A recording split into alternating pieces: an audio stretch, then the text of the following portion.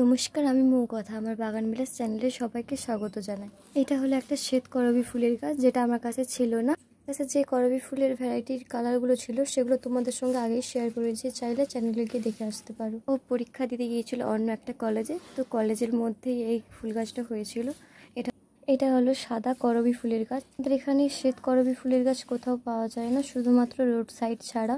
ও যখন আমাকে এই গাছটা এনে দিয়েছে তো আমার খুব ভালো হলো, কারণ আমার ছাদ বাগানে এই ফুল গাছটা ছিল না। যেহেতু গাছটাতে কোনো কুঁড়ি বা ফুল ছিল না, তাই জন্য আমি বলতে পারছি না যে এটা ডাবল পাপড়ির হবে না সিঙ্গেল পাপড়ির ফুল হবে। ডালটাকে আমি দুটো ভাগে কেটে নিয়েছিলাম।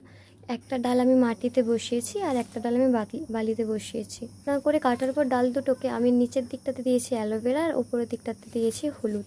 আর যেহেতু মাটিতে আর বালিতে বসিয়েছি, তাই জন্য মাটিতে বসানোর জন্য একটু হলুদ ছড়িয়ে দিয়েছিলাম, যাতে পোকামাকড় আক্রমণ না করে।